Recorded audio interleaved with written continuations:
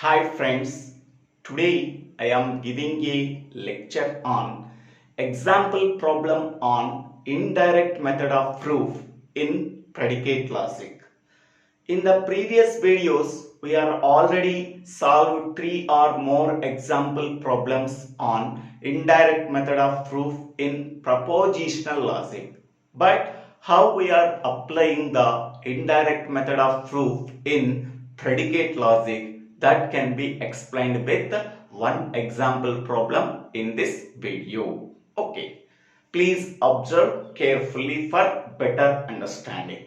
Okay, by using indirect method of proof, show that for all x, p of x or q of x implies for all x, p of x or there exists x, q of x. Okay, so this is the given premise. From that given premise, we have to derive the conclusion as for all x, p of x or there exists x, q of x. So this is the given premise and this is the conclusion. Okay. So in the indirect method of proof, whatever the conclusion is given, negation of that conclusion can be taken as additional premise. That additional premise together with the given premise derives a contradiction. So this is the procedure we have to follow. Okay. So here in the above problem,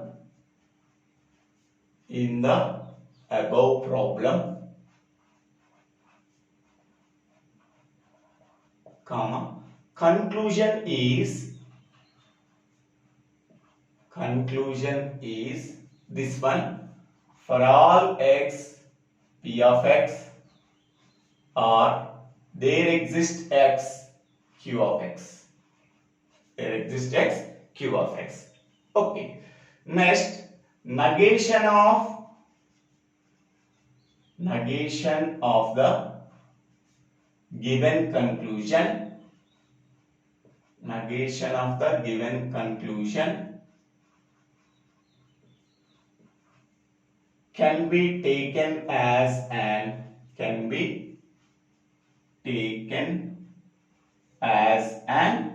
additional premise.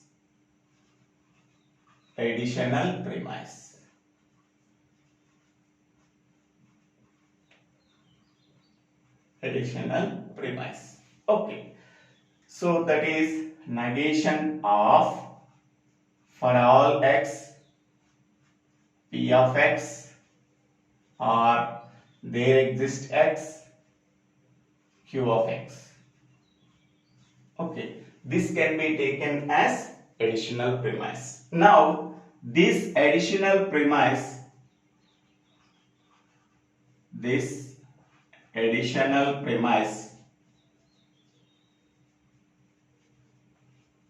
together with the given premises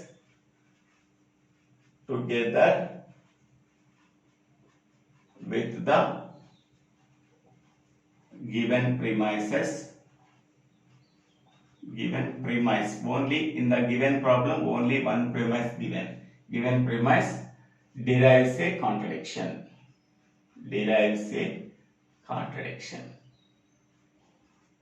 Okay, we have to prove this one derives a contradiction. Okay, so therefore the given premises are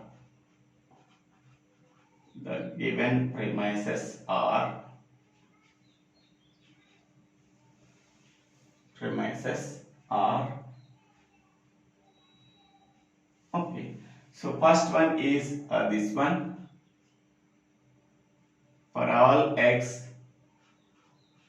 p of x or q of x.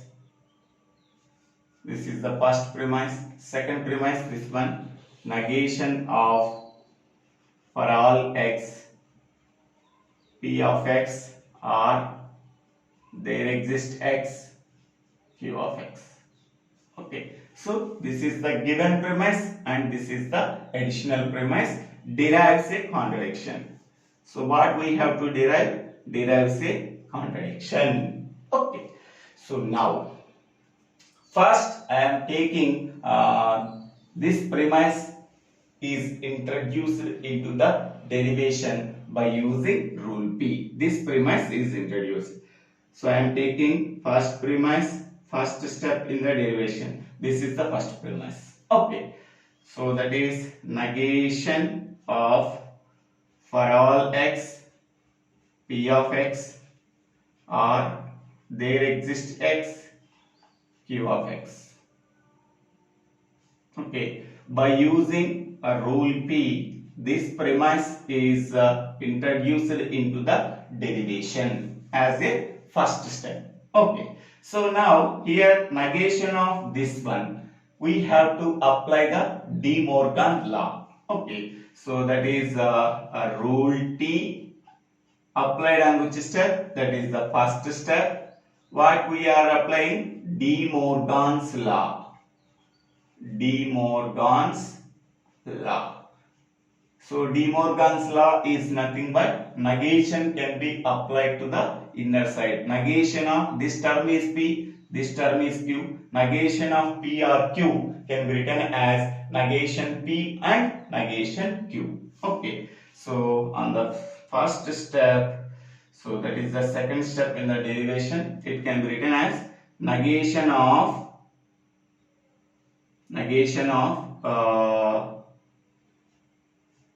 for all x p of x. Okay, negation of r is nothing but and negation of there exists x q of x. Okay, so negation can be applied to inner side of the components. Negation of for all x p of x, negation of r is and negation of there exists x q of x. Okay, so rule T applied on first step, De Morgan's law. Okay, now this term is P and this term is Q. Okay, that can be separated by using the implication rule I1 and I2. Okay, so this is P, this is Q. P and Q implies P according to the I1 rule. P and Q implies Q according to the I2 rule. Okay. So on the same step 1, next step in the derivation. So we have to write negation of for all x p of x. For all x p of x. Okay. So rule T applied on which step? That is the second step, and I1 rule. I1 rule is P and Q implies P. Okay, so this is P, this is Q. P and Q implies P means this one. I am writing this one. Okay. Next, applied on the first one, that is the next step on the derivation. Again, on this one we have to apply. So here a rule T applied on second step and I2. So what is I2? Here P and Q implies Q. Okay, this is P, this is Q. P and Q implies Q means this one. That is negation of there exists x, Q of x. Okay, next one. Here this can be written as negation can be applied to inner side of the components. That is apply the negation law. Okay, so on the first step, it is the fifth step. So negation we are applying inner side. Negation of for all x is nothing but there exists x. Next, negation of p of x is nothing but negation p of x. Okay, here rule T applied on which step? That is the third step. Okay, negation law we are applied. Negation law. Negation can be applied to inner side of the components. Okay. Same on the first step. Okay. Next step in the derivation. Here negation can be applied to inner side of the components. So that is negation of there exists x is nothing but for all x, and negation of q of x. Okay. So rule T applied on which step? That is fourth step, negation law. Negation law is nothing but negation can be applied to the inner side of the components. Okay. So now here we have to eliminate the existential quantifier. Okay. On the first one, that is next step, seventh step in the derivation. Okay, we have to eliminate the existential quantifier by using rule ES applied on which step? That is the fifth step. That is the fifth step. After eliminating the existential quantifier, okay, so this variable name can be changed. So that is negation of P of A we are getting. Okay. In the same way, here we have to eliminate the universal quantifier from the sixth step. So on the first step, that is the eighth step in the derivation, so eliminating the universal quantifier by using rule US applied on sixth step. Okay. After eliminating the universal quantifier, the variable name is changed. That is negation of Q of A. Okay. Next one, we have to combine them by using a rule I9. Okay, this is P, this is Q. So P and Q are combined by using conjunction. So P and Q using rule I9. Okay. So here we have to combine these two steps. So this is the ninth step in the derivation. So that is negation P of A and negation Q of A. Okay. So using rule T applied on which step? Seventh and eighth step. Seventh and eighth step. And I9. I9 is P comma Q implies P and Q. Okay. So this is P, this is Q. P comma Q implies P and Q. Okay. Here we have to separate the negation. Okay. So on the same step 1, that is a 10th step, after negation can be common, negation of P of A or Q of A we are getting. Okay. So this is the rule T applied on ninth step. Okay, negation can be common. Okay, this is also De Morgan law we are using. De Morgan's law. Okay, so now we negation of P of A or Q of A. Now second premise. So this premise is introduced into the derivation by using rule P. Okay. So this is 11th step. So that is 11th step in the derivation. So by using rule P, we have to introduce this premise for all x, P of x or Q of x.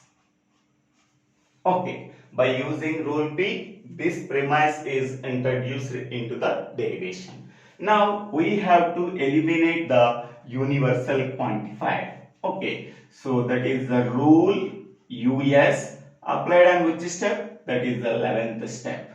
Okay, that is 11th step. Okay, after eliminating the universal quantifier, same step 11, that is the next step in the derivation. So eliminate the universal quantifier and change the variable name. So that is the P of A or Q of A. Okay, so now this can be treated as a P and this can be treated as a Q. P comma Q can be written as P and Q. Okay. So here rule T applied in which step? 10th and 11th. 12th and I9. So what is I9? P comma Q implies P and Q. Okay, here this is a P and this is a Q. P and Q we have to write. So combining first one and 11th one. 1 comma 11th. That is 13th step in the derivation. So this is P of A or Q of A. This is entire P and this is next one. So negation of P of A or Q of A. Okay. So this entire term can be taken as yes. So this entire term can be taken as negation yes. Yes and negation yes is nothing but contradiction. So here this is contradiction. Okay, this term is yes, this term is negation yes. Yes and negation yes is a contradiction. So that we have to prove that the given premises derives a contradiction. So therefore it is a valid conclusion. It is a valid conclusion. It is a valid conclusion. These premises are said to be inconsistent. Okay. So this is the negation of that conclusion can be taken as additional premise. We have to mention that this is rule P. At rule P we have to write additional premise. Additional premise. This additional premise together with the given premises derives a contradiction. Hence, we can say that this is a valid conclusion. In this way, we have to solve the given problem. So, thank you. Thank you for watching this video. If you like this video, please share this video to your friends and classmates. If you like this video, please subscribe my channel link. So, the Vela Srinivasarao.